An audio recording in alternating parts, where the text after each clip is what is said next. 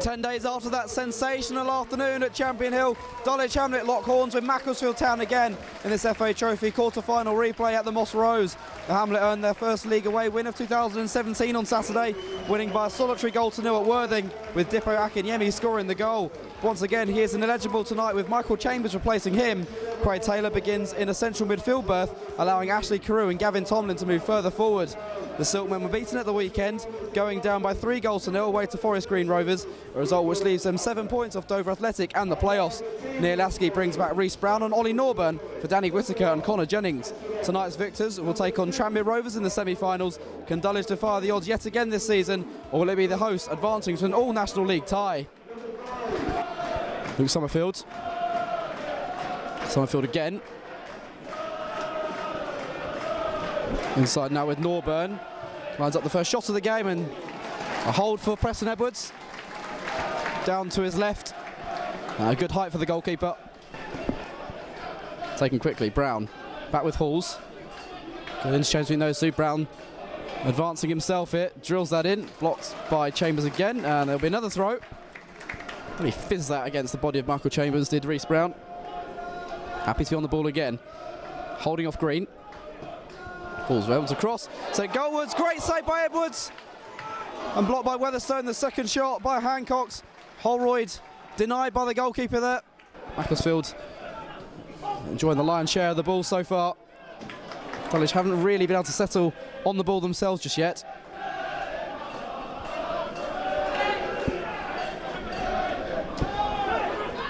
Halls gets it back from Holroyd, lets that go. Kingsley James. Holroyd, that's a good little pass. He'll line up the shot. It's off target. Holroyd. Halls. Summerfield. Gets it back, Luke Summerfield. Could he find room for a shot? No, what he's capable of. Rolls it wide instead. Arriving as Fitzpatrick. Norburn can take a touch. Trying to place it. Deflects. And over the top. Edwards was rooted to the spot. And hits a corner. Burns gone forward, as has Halls and Pilkington. Summerfield delivers towards near post. A bit of a miscued shot from Kingsley James. He's out for a goal kick.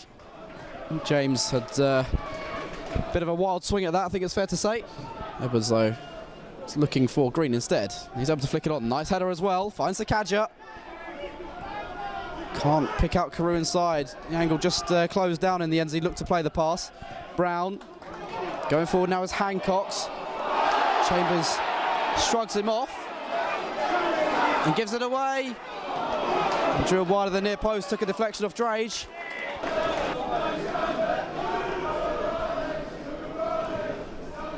Tomlin again looking to get hold of the ball. And again though, doesn't manage to. Macclesfield finding all the right passes at the moment. That's sprayed out to the right-hand side. Lovely idea that by Norburn for Rhys Browne. Kept in play. Will take on Nathan Green now. Going on the inside. Trying to find room for a shot. Does in the end. Oh, that's a lovely goal. A fine solo effort by Rhys Browne. And the home side, who've been on top in this opening 18 minutes, have scored a fantastic goal to give them the lead. Well, he was well picked out by Norburn on that far side, kept it in play, took on Green, couple of step overs, went on the inside, managed to find room for the shot, and not much Edwards could have done about that. Found the opposite top corner, and it is the home side after a spell of pressure who take the lead. Cargbo and Weatherstone going in there. It will come for Drage. Cargbo, not sure what it was intended for him, and he loses out. Macclesfield really are swarming around the Dulwich players. Browne, urged on by the crowd, already seen what he can do. Beats Chambers, goes for goal again and scores again. It's a quick fire double, 2 goals in 2 minutes from Rhys Browne. Finding the far corner. And Dulwich will have to come back from 2-0 down again against Macclesfield. Well, they put pressure on Dulwich, swarmed them off the ball.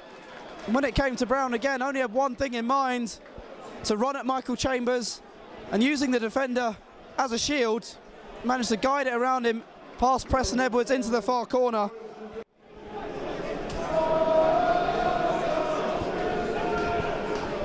Weatherstone Inside, Taylor struggles with his man, Carew.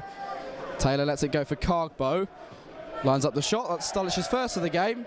It's off target from Ibrahim Cargbo. It's not utilised to great effect by the home side. Hall's heavy touch. Green can burst forward, and this is where he's dangerous. Nathan Green, two arriving in the box for him. Pulls it back. Sekajja's there. What a save that is by Flinders. That is outstanding goalkeeping to keep out Ibra Sekajja. One of the best saves you'll see all season. Good. So near post is set, and Flinders gets down to save. Back into the mix it goes. Flinders again punches. Tomlin strikes. That's blocked. Comes for Green. Carew. Dulwich have woken up all of a sudden. Helped on by Taylor. Dulwich still have men in the box. Norburn needs to clear Weatherstone. Trying to put him under pressure. Cargbo. Dulwich look like they're finding their feet at long last. Weatherstone. Not the ball he or his side needed though. Fitzpatrick just rolling the ball forward and break now. He's got four up with him. One of them's Norburn. It's going to go wide to Browne.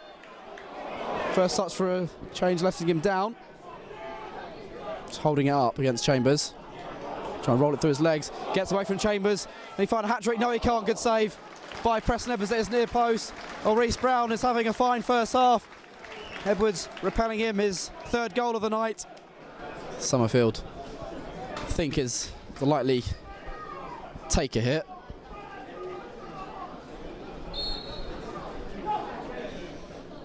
Lays off. Struck by Norburn. Just rising over the crossbar. Good. Taylor, who won it, makes his way into the penalty area. Drage, Chambers, Carew, Green, Dumaka, Sekajja, all in the vicinity. Carew's just lurking outside now. In by Tomlin. Chambers, held by Flinders. Three men in the wall from Preston Edwards. He's happy with it. Does strike it. This time off target. Couldn't repeat his heroics from Champion Hill.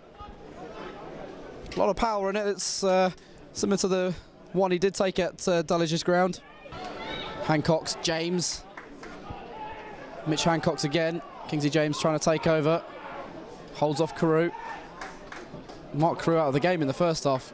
James. Here goes Browne. Shrugs off Green. Can he put it back? Yes, he can. Summerfield arrives off the base of the post. Not much Edwards could have done had that been goal bound.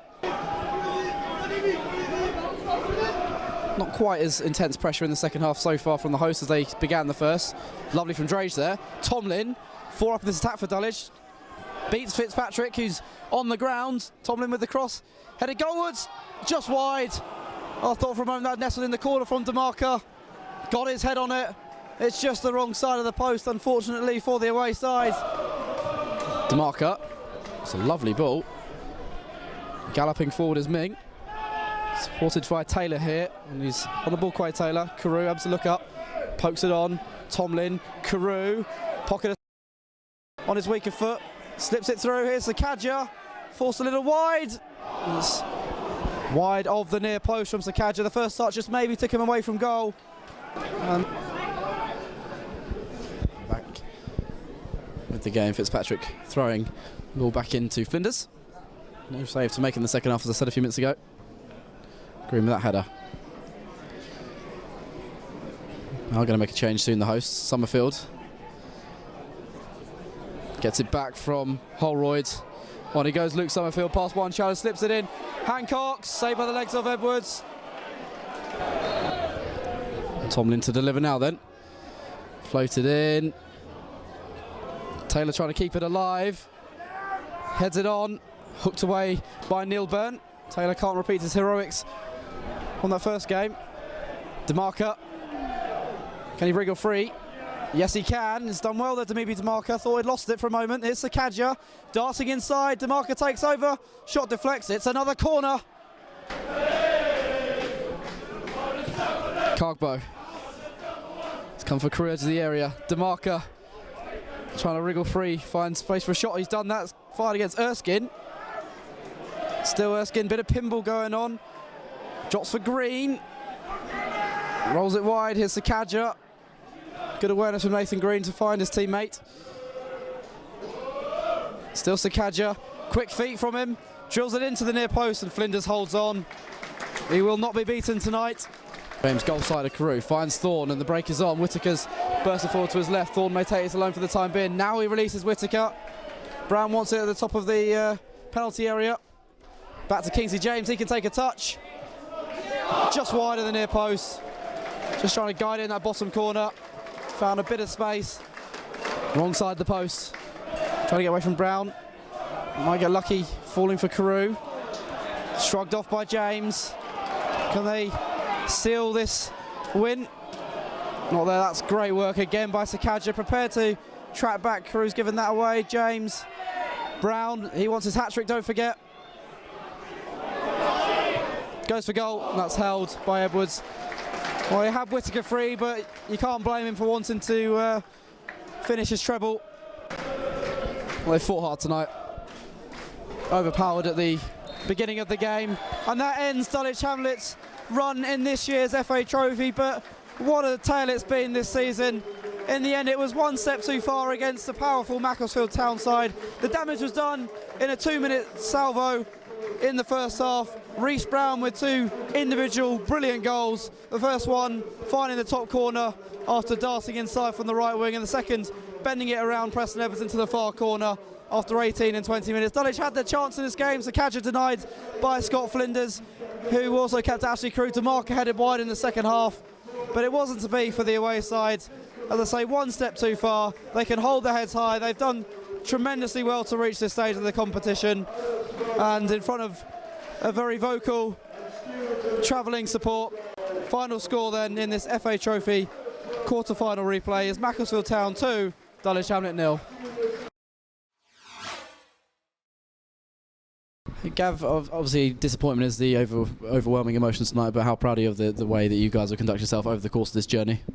Yeah, I think we've conducted ourselves really well. We've played against some top teams in the Conference National and the Conference South, and we've never really embarrassed ourselves, I feel. We started poorly today, and we did look like 2 divisions below, to be honest with you. But once we settled down again, you know, we was competitive, and you know, if a goal goes in for us, then all of a sudden it changes, you know. But very proud of the boys and proud of the football club in itself. I think you just alluded to it, a bit of a sluggish start tonight, a bit sloppy at times, and they capitalised on that, and they were, by contrast, very quick out the traps and trying to harass you high up the field. Yeah, I think very typical of Conference National teams. They all play on the front foot, and they're all playing with a high tempo and high energy, and obviously we don't face that every week, and if you can weather that storm, then maybe you get a chance to settle in, but we never got that opportunity today. I feel we could have managed it a little bit better, and the players know that as well. But look, at the end of the day, there's no point worrying about what's gone. We've done ever so well to get to this level of competition, and we need to enjoy it and need to be proud of what we've done. Obviously at 2-0 down, we came back against them in the first game. Ibra's had a shot, very good save tonight, and then Ash a minute later. If that goes in, could be a different story, do you think? And Didi in the second half? Yeah, definitely. I think these are good opportunities. I mean, I know they hit the base of the bar post in the second half, but these are good opportunities that you've mentioned that we could have scored. And look, goals change games, and today we've not taken them. And we've had good opportunities, like you say. If one of them goes in, then we've got a fighting chance, especially before half time. Didi's had a good header. It was just missed the post in the second half. It's unfortunate, but I was just happy that we played with a bit more adventure and a bit more bravery. We were trying to attack even to the last minute, and I prefer that, to lose that way rather than to go down without a fight. And in the first half we were probably guilty of that criticism. Was it a bit disappointing that in the first half in particular you're only managing to string sort of 3 or 4 passes together, and then balls were getting stuck under feet or mislaid passes were happening? Yeah, definitely. I mean, it's a good surface. We played on a lot worse surfaces than that, and we treated the ball like an enemy today at times in the first half. But I think the boys will probably want to forget that first half performance, and it won't be one they'll be proud of. But all in all, there will be there's a lot to be proud of in terms of how much we've achieved in the FA Trophy. I've got to say, the memories you've created this season, you think to the Royston comeback, the Braintree win, the 18 minutes at Whitehawk, has been a story of great magnitude. It has, and I think it's served a lot for us, because obviously going forward we wasn't playing really well in the league. We were stuttering really in the league, and I feel that this run has been a great distraction and also a moral boost for the confidence of the dressing room. When you beat teams who are good in their league or leagues above, you get a little bit of moral boost, and we've started to show good form in our league season as well.